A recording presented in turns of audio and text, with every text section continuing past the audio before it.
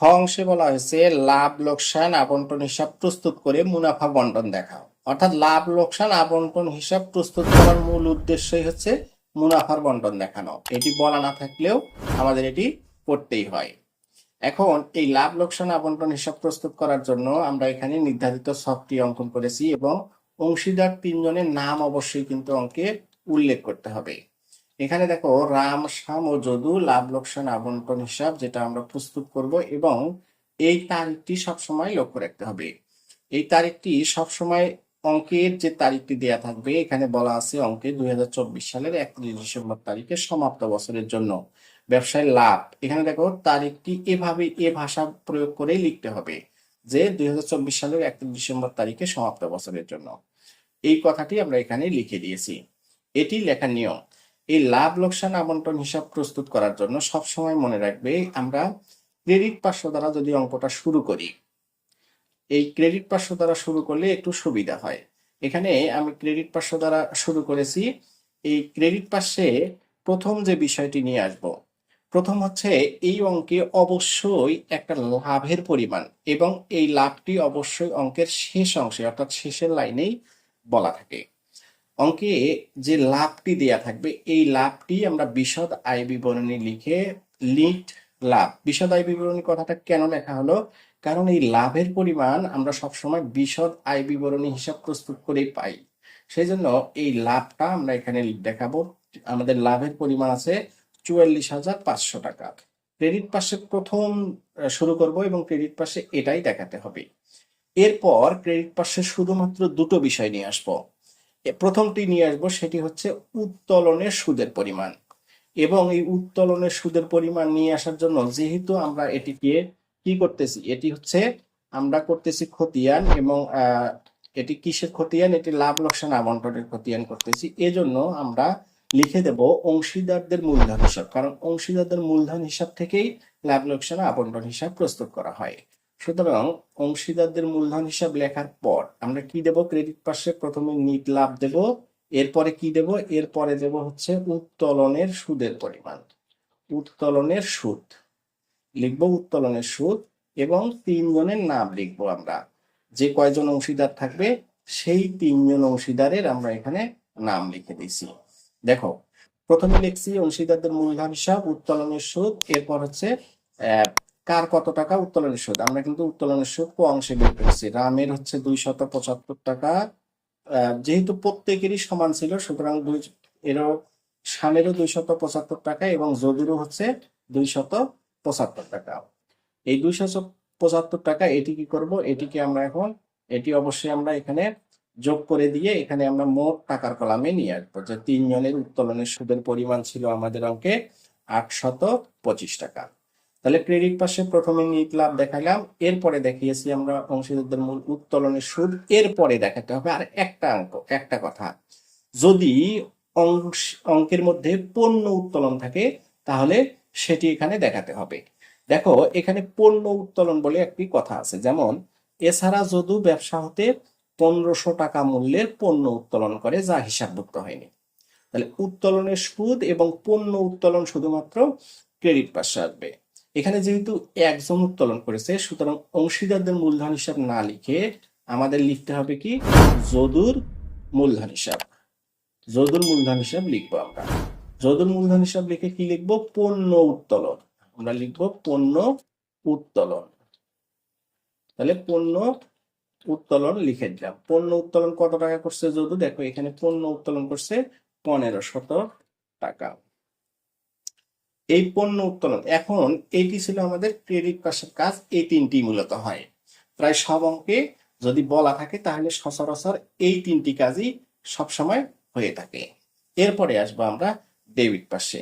Debit পাশে কি করব, প্রথমেই আমরা এইখানে দেখো প্রথমে আমরা নিট লাভ তো স্থানান্তর করেছি এবং নিট লাভ সবসময় এক পাশে একটাই থাকে সুতরাং এটি দেখিয়েছি। তাহলে ক্রেডিট পাশে আরেকটা দেখিয়েছি কি, উত্তোলনের সুদ। উত্তোলনের সুদ ক্রেডিট পাশে হলে ডেবিট পাশে ব্যয়গুলো আসতে হবে। ডেবিট পাশে ব্যয়গুলোর মধ্যে দেখো প্রথম আছে হচ্ছে মূলধনের সুদ। এখন এই মূলধনের সুদ আমরা লিখবো, ডেবিট পাশে প্রথমে কি ছিল, প্রথম অংশীদারের নাম রাম, দ্বিতীয় জন শ্যাম এবং তৃতীয় জন ছিল আমাদের যদু। তাহলে রামের মূলধনের সুদ কত ছিল।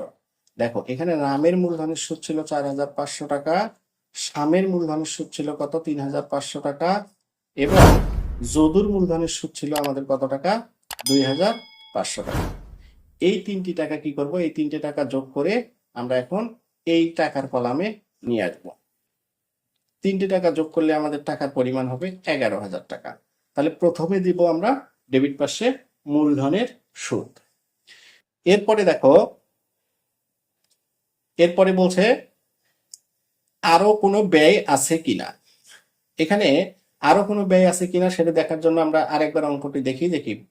রাম বছরের মাঝামাঝি সময়ে 10,000 টাকা অতিরিক্ত মূলধন প্রদান করে, অতিরিক্ত মূলধন প্রদান করে এবং কি বলছে একই তারিখে শ্যাম 10,000 টাকা ঋণ স্বরূপ প্রদান করে। এখানে দেখো এই যে ঋণ নিয়ে আসছে, এই ঋণটার কিন্তু একটু একটা সুদ দিতে হবে, বাৎসরিক একটা সুদ দিতে হবে। এবং এই ঋণটি কে নিয়ে আসছে, এই ঋণটি নিয়ে আসছে শ্যাম। সুতরাং শ্যামের ঋণ হিসাব এখানে লিখবো আমরা, শ্যামের ঋণ হিসাব। ঋণ হিসাব লিখে কি করব, এখানে কোনো আন্ডারলাইন দেওয়া যাবে না, শ্যামের ঋণ হিসাব লিখে কি লিখবো, ঋণের সুদটা কিন্তু এখানে আসবে, ব্যয়টা, ঋণটা কিন্তু আসবে না, ঋণের সুদ, এখানে শুধুমাত্র সুদগুলো আসবে। ঋণের সুদ এখানে সে কত টাকা ঋণ নিয়ে আসছে, দেখো 10,000 টাকা। তাহলে 10,000 টাকা গুণন, এখন এই ঋণের উপর কয় পার্সেন্ট সুদ ধার্য করতে হবে অঙ্কে সেটা স্পষ্ট করে বলা নাই। যদি অংশীদারি কারবারে অংশীদারদের আনিত আম, ঋণের উপর সুদের হার উল্লেখ না থাকে, তাহলে 1932 সালের অংশীদারি আইন অনুযায়ী 6% হারে সুদ ধার্য করতে হয়। তাহলে 6% আমরা সুদ ধার্য করব। এবং এটি দেখো কত তারিখে নিয়ে আসছে, বছরের মাঝামাঝি সময়ে, বছরের মাঝামাঝি সময়ে নিয়ে আসার কারণে অবশ্যই আমরা 6 মাসের সুদ দেখাবো। তাহলে 6 মাসের সুদ দেখানোর নিয়ম হচ্ছে গুণন 6 ভাগ হচ্ছে, অর্থাৎ 12 মাসের মধ্যে 6 মাস দেখাবো। তাহলে 12 দিয়ে ভাগ দেবো এবং ওই টাকাটাকে আমরা 6 দিয়ে গুণ দেব। তাহলে এর ঋণের সুদের পরিমাণ হবে আমাদের 300 টাকা। তো এটি ছিল আমাদের ঋণের সুদের পরিমাণ। এরপরে দেখো আর কোনো ব্যয় কিন্তু আমাদের অঙ্কে নাই। যেহেতু অঙ্কে আর কোনো ব্যয় নাই, সুতরাং এই অঙ্কে এখন আমরা আসব এই এদের মুনাফাটাকে ভাগ করে দেব। এই মুনাফা ভাগ করে দেওয়ার জন্য আমরা অংশীদারদের মূলধন হিসাব লিখব এবং মুনাফার অংশ লিখব, যে মুনাফার অংশ। মুনাফার অংশটা কি হবে, মুনাফার অংশ হবে, মুনাফার অংশ লেখার পরে এখানে লিখব রাম, রাম শ্যাম যদু। এই রাম শ্যাম যদু লেখার পরে কি করতে হবে, এখন আমরা আমাদের কাজ করতে হবে, এই মুনাফাটা আগে বের করব, কত টাকা আসলে এই প্রতিষ্ঠানের লাভ হয়েছে। এটি বের করার জন্য আমরা কি করব, তারপরে আমরা ওই মুনাফাটাকে ভাগ করে দেব। এটি বের করার জন্য আমরা এখানে কি করব, ক্রেডিট পাশে আগে যোগ করে নেব এবং এই টাকাটাই আমরা এখানে ডেবিট পাশে বসিয়ে দেব। তাহলে ক্রেডিট পাশে আগে আমরা যোগ করব। তাহলে 44,500, 825 এবং 1500 টাকা যদি আমরা যোগ করি, তাহলে আমাদের টাকার পরিমাণ হবে 46,825 টাকা। এই 46,825 টাকা আমরা এখানে বসে দেবো। এখন এই 46,825 টাকাকে 25 টাকা থেকে 46,825 টাকা থেকে এইটা টাকা থেকে আমাদের কি করতে হবে, এই টাকা থেকে আমাদের এই ডেবিট ঘরের টাকাগুলো, এই টাকাগুলো আমাদের বিয়োগ করতে হবে। যদি আমরা 46,825 টাকা থেকে 11,000 এবং 300 টাকা বিয়োগ করি, তাহলে আমাদের টাকার পরিমাণ হবে 35,525 টাকা। এই 35,525 টাকা এখন তারা বন্টন করে নেবে, এটা হচ্ছে আমাদের লাভ। এই লাভটা বলছে যে তারা কি অনুপাতে বন্টন করবে।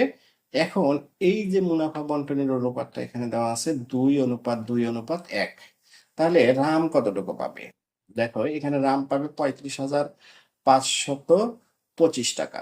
আমরা এটা নিচে একটু শেখার জন্য দেখাই যে 35,525 টাকা, এটা কারটা, এটাই পাবে। প্রথমে আমরা রামেরটা বের করি, যে রাম 35,525 টাকা, এটাকে আমরা কি করব, গুণ দেব। বের করার নিয়মটা দেখো, গুণ দেব, রামের অনুপাত কত, এখানে রামের প্রথমে 3, শ্যামের হচ্ছে 2 এবং যদুর হচ্ছে 1। তাহলে রামের অনুপাত হচ্ছে 3, তাহলে 3 দিয়ে গুণ দেব। এরপর ভাগ, ভাগ করব কি দিয়ে, ভাগ করব এই 3 জনের অনুপাতের যোগফল দ্বারা। 3 জনের অনুপাত যোগ করলে হবে 3 আর 2 5 আর 1 6, তাহলে ভাগ হবে 6। তাহলে রামের টাকার পরিমাণ হবে কত টাকা? 17,763 টাকা। অনুরূপভাবে আমরা এখন সামের টাকা বের করব। সামের অনুরূপভাবে 35,525 টাকা গুণ সামের অনুপাত কত? সামের অনুপাত হচ্ছে আমাদের অঙ্কে 2, তাহলে গুণন 2 ভাগ দেব কত দ্বারা? অনুপাতের যোগফল। অনুপাতের যোগফল তো 6, তাহলে এর টাকার পরিমাণ হবে 11,842 টাকা। এরপরে যদু, তাহলে যদু আমরা কত? 35,525 টাকা। 35,525 টাকা, এটাকে গুণ দেব। যদুর অনুপাত কত? যদুর অনুপাত হচ্ছে 1, অনুপাত 1 ভাগ দেব কত দ্বারা? অনুপাতের যোগফল 6 দ্বারা। সমান হবে কত টাকা? সমান হবে 5,920 টাকা। এখন আমরা এখানে এটি বসিয়ে দেব যে রামের যোগফল ছিল 17,763 টাকা, সামের যোগফল ছিল আমাদের 11,825 টাকা এবং 842 টাকা এবং যদুর মুনাফার ভাগ পাবে হচ্ছে 5,920 টাকা।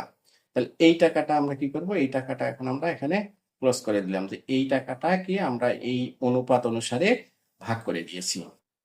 এর পরের অংশে আমার এই অঙ্কের গ অংশের সমাধান করা হয়েছে।